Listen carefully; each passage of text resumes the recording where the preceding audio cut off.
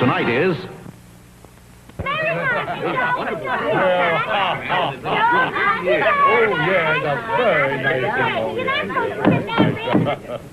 Dear relatives and friends, inasmuch as I have heard various and nefarious rumors that my dear wife and my sweet sister-in-law Sue, that we have been drumsticking and ham-hocking to excess at your various homes over the holidays, I hereby retaliate by inviting all 36 of you to our house 1 year from today for a big turkey and ham dinner on Thanksgiving.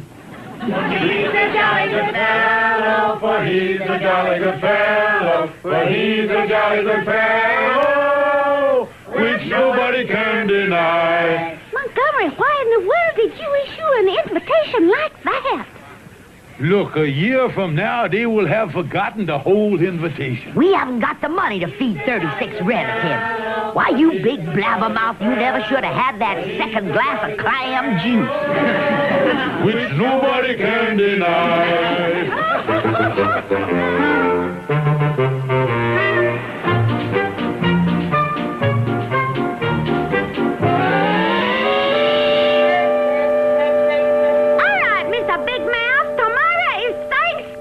Yeah, and we're going to have 36 relatives here at dinner, thanks to you shooting off your mouth a year ago. What do you intend to do about it? Well, there's only one thing to do. Put up the quarantine sign and hide under the bed again. I know they're going to be hungry, but I don't think even they will wade through the bubonic plague to get to the giblets.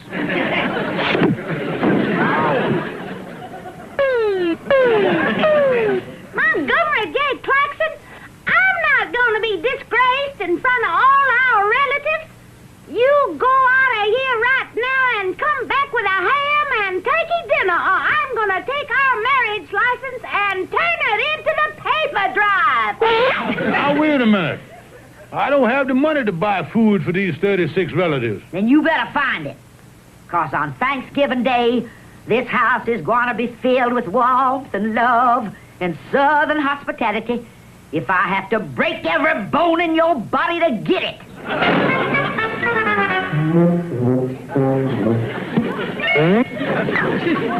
Well, I'll do the best I can. But as General Lee said at Gettysburg, I've had better days than this.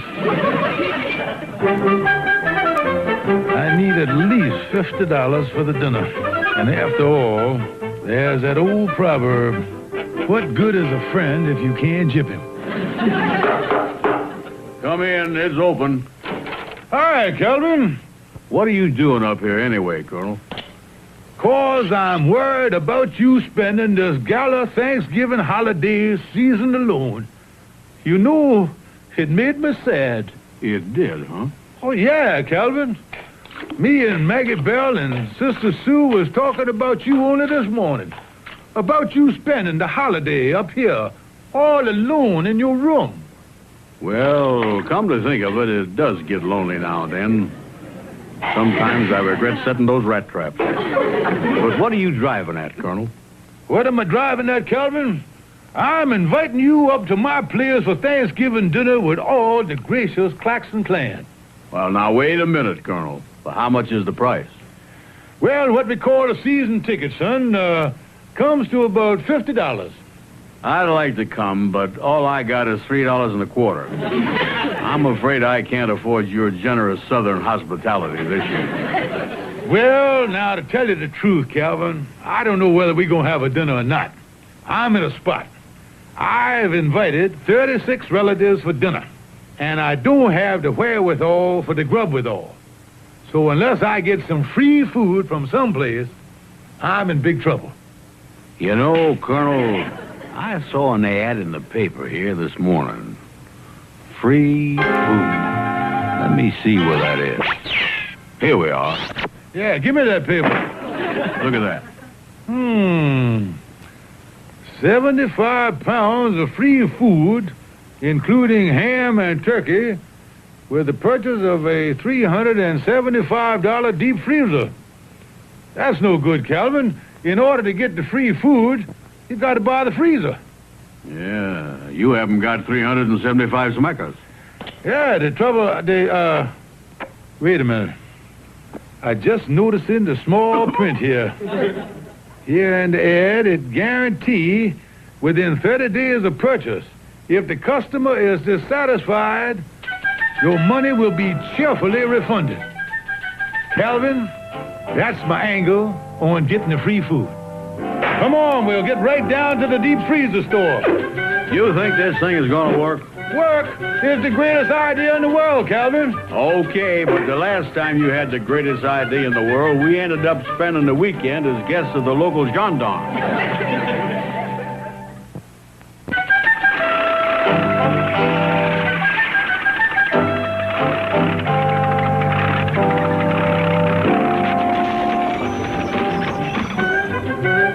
Well, here's the store, Calvin. Yeah. Now, explain to me how we're going to get this free food. Now, look, Calvin. I give the fella this no-good check here for $375. We take the freezer home, and we takes the food out of it. Then we brings the freezer back to the store and get our money back before the man has a chance to put this check in the bank. Now, if that's not a great scheme, I'll eat my hat. Yeah, well, you better get out to bicarbonate. I think you're going to be nibbling on your fedora before this is over. Oh, here comes the fella now. Watch the old colonel go into action here, boy. May I help you, sir? Indeed you may, sir. I am Colonel Montgomery J. Claxon of the Nashville Claxons, Colonel ex officio of the Breckenridge County Zouaves. That's all him. I'm just plain Calvin Burnside. Well, how do you do, both of you? Yes, mister. We would like to buy one of those deep freezers like you've got advertised in the newspaper here. The kind with the free food and the cheerful refunding guarantee. Oh, yes. We give the free food and the guarantee with all our models. Now, here's a lovely model here. It combines the best features of the... We'll take it. Here's the check. Well, you certainly made your mind up in a hurry. This certainly is a fast deal. You not kidding, mister. It's an old Southern custom. Just one more question, mister. When does the store close? At 5:30. It's 5 o'clock now. What do you think, Calvin? Well, we might strain ourselves, but I think we can make it. Be seeing you. Pleasure to make your acquaintance, sir. Well, thank you.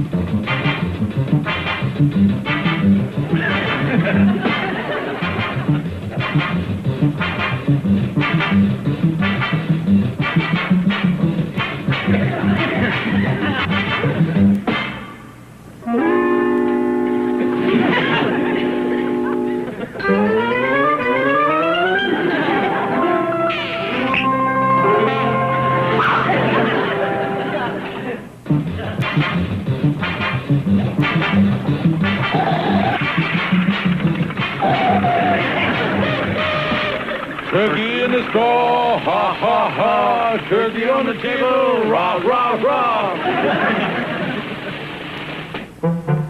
Watch the door there, Calvin. Watch it now. Yeah, easy does it. Well, we made it. It's only 5:20. Uh-oh. Here comes the fellow that sold it to us. You know something? He doesn't look so happy about the whole thing, neither. Why, Colonel Claxon, what's this? You're bringing the freezer back? Yes, sir, we are dissatisfied with it. You're dissatisfied with it? Just a minute. You picked up the freezer at 5 o'clock, and you're bringing it back now at 5:20? Yeah, we'd have been here sooner, only we got caught in traffic. Look, mister, we want our money back.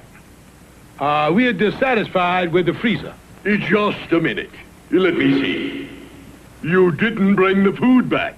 We weren't dissatisfied with that. No, that makes us very happy. Look, mister, we are dissatisfied with the freezer. Now, will you please stop shouting at us and kindly refund our money? I am not giving you your money till you bring back the food. Mister, show us where it says in the paper that we got to cheerfully refund the food. Look, I want that free food back that was in the freezer. Well, why must we bring back the free food if the free food is free with the food freezer? Because the free food is only free with the food freezer if you pay the full fee for the food freezer. Yeah, but if you give the free food with the food freezer... Oh, stop it! Please, look, I want my food back. Now, wait a minute here, sir. It's not your food. It's our food. You gave us free food. It was an inducement for us to buy the freezer. That's the way you run your business. Oh, see here, this is ridiculous. You've got to give me that free food. My dear sir, we are not in business to give away free food. No, the Colonel's right.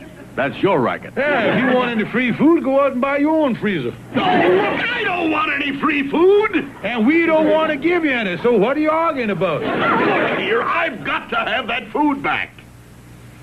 You want to take our free food away? That's right. All right. Well, now let's analyze what you're doing here. You want to take something away from us that is free. Free like the air we breathe. Like the liberties we enjoy. Like the freedom of speech. Like the freedom of the press. The freedom to vote and salute the flag.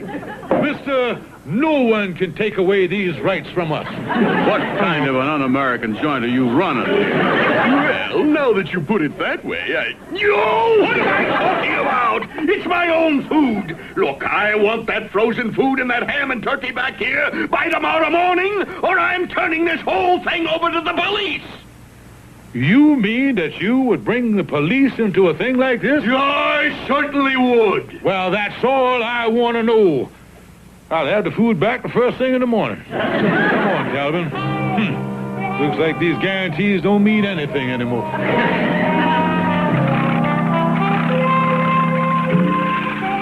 What you gonna do now, Colonel? Only one thing I can do, Calvin. I'll wait till Maggie Bell and the sister get to sleep tonight, and then I'll take the food out of the icebox.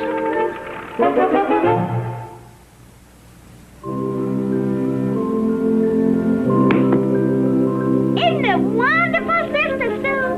We're going to have a wonderful Thanksgiving dinner when all the relatives come tomorrow. That big ham and that beautiful turkey. Yeah, we must be careful that between now and in the morning some sneak thief don't come up here and clean out the icebox. Well, if they're going to make off with our ham and turkey, they're going to have to climb another 2 flights of stairs. Well, of course, if the people, what was that? Montgomery, our icebox wasn't big enough to hold all that food, so Mrs. Conway on the top floor volunteered to keep the frozen food and the ham and the turkey upstairs in her icebox. Yeah. And I don't think any sneak thief's gonna bother it up there, 'cause Mrs. Conway's husband is a police sergeant.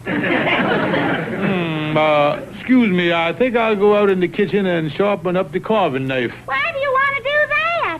The dinner isn't till tomorrow. I know. But first thing in the morning, I may have an appointment to cut my throat.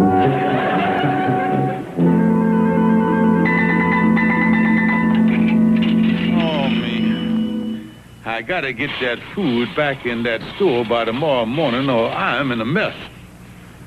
I'll never get it out of Mrs. Conway's apartment. And her husband is a policeman. Hello, Oliver Wendell Clark speaking. Hello, Oliver. Am I disturbing you? No, you're not disturbing me. I was just watching television. Do you know they actually have people on there talking like animals? It is completely unbelievable. I'm sure it is, but I'm in a mess, Oliver. I gypped a fella out of a ham and turkey and a whole lot of frozen food. Now, he says if I don't bring it back, he's gonna make trouble for me. Well, only one thing to do. take it back. I can't. Maggie Bell stored the food in Police Sergeant Conway's icebox. Police sergeant, eh? Colonel, you'd better not tamper with that refrigerator in person. What you need is some puffy poltroon to purloin the poultry. What do you mean? A real jerky to swipe the turkey. Yeah, Calvin's in this mess up to his neck. And I might as well push his head under the quicksand. Thanks a lot, Oliver. You're welcome, my friend. And the next act on our big shoe tonight is an act I just brought over from Europe.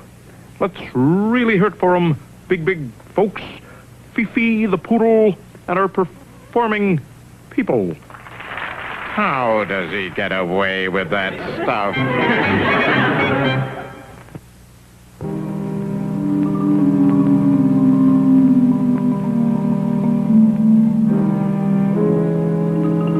Now listen, Calvin, this is the roof of the apartment house, and the Conway's apartment is on the top floor right underneath where we are walking now. Oh, golly, Colonel. It's awful dark up here. Now, explain to me how we're going to get into Sergeant Conway's kitchen.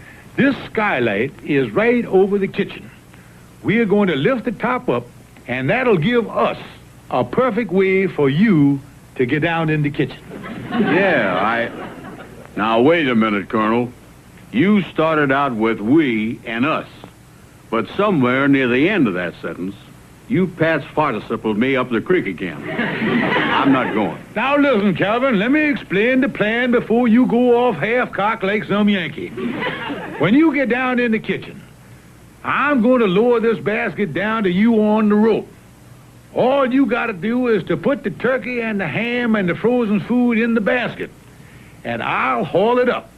You see, I got the dangerous part of the job. You're up here, and I'm in the policeman's kitchen. Explain to me how you got the dangerous part of the job. Simple, Calvin. I'm up here. Now suppose something happens. I'm trying to get away. I might get panicky and run off the edge of the roof. But you, being trapped down there in the kitchen, you won't be able to run any place and hurt yourself. Yeah. Well, now, that's mighty thoughtful of you, Colonel. Come on, let's get the skylight open. Hello, Claxon residence. Mrs. Claxon, this is Sergeant Conway upstairs. You know what your husband is doing up on the roof of the building? Montgomery? On the roof? Why, no. Well, I saw him and that fat friend of his going up there a few seconds ago. I haven't any idea what he's doing up there. And I think I'll just go up and have a look around. Say, Calvin, how you doing down there in the kitchen? Fine, Colonel.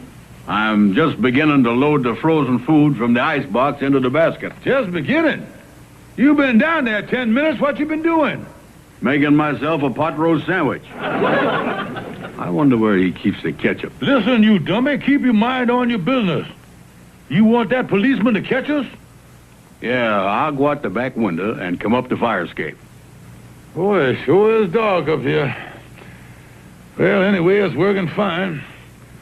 Sergeant Conway must be out. Things are... Footsteps. Sound like somebody walking on the roof here. Oh, it's Calvin coming up to help me with the rope. Sounds like he stopped walking. How you doing up there, Colonel? Fine. Give me a hand with the rope and,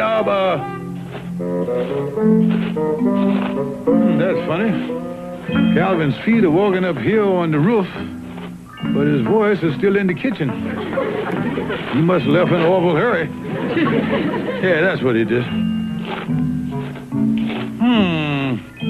That doesn't sound like Calvin walking. Those are the flattest footsteps I ever heard. But it's got to be Calvin up here on the roof. Who else?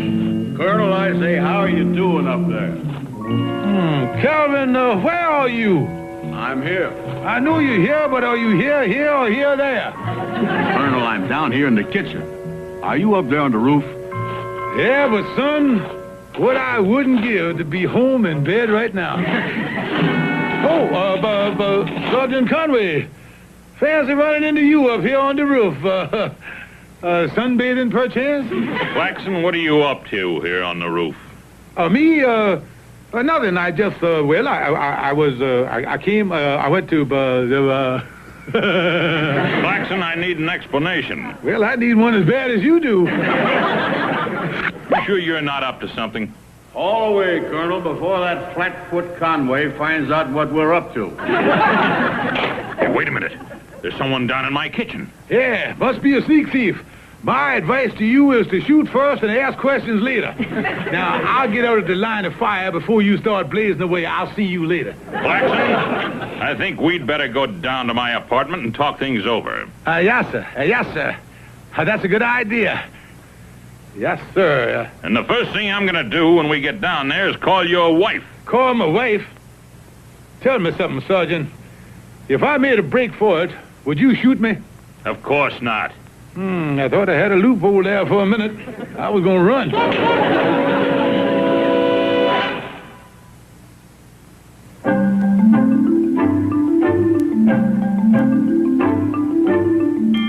That's the whole story, Myrtle. Sergeant Conway caught us breaking into his kitchen. Oh, that's a shame. But what did Maggie Bell say when she found out? Oh, Maggie Bell doesn't know anything about it. The colonel pleaded with the sergeant not to tell her. Yeah, well, what's he going to do about the man in the frozen food store? The colonel's going to stick to his guns. I'm meeting him at the deep freeze store in an hour. After all, the food was free, and that's that. Well, I still think the man's going to want the food back. The colonel says he doesn't care what the man says. The colonel guaranteed me that we're going to have a wonderful Thanksgiving dinner.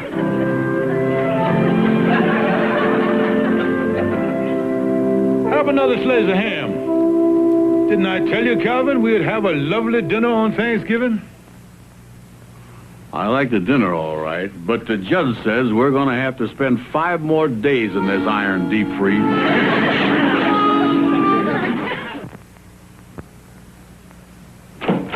Oh, hi, Colonel. Oh, hello, Calvin. Say, how did Maggie Bell and Sister Sue react to your little vacation in the Pokey? Well, they were pretty upset, Calvin. Maggie Bell said it was the worst family disgrace since Uncle Braxton Claxton was a streetcar conductor and the inspector caught him with his high-button shoes full of nickels. You know, I've been thinking, Calvin, where we went wrong trying to get that free food without buying the freezer. The next time, what we ought to do is to buy it on installment. And when the time payments come due, we just... Calvin. I say, Calvin. Hey.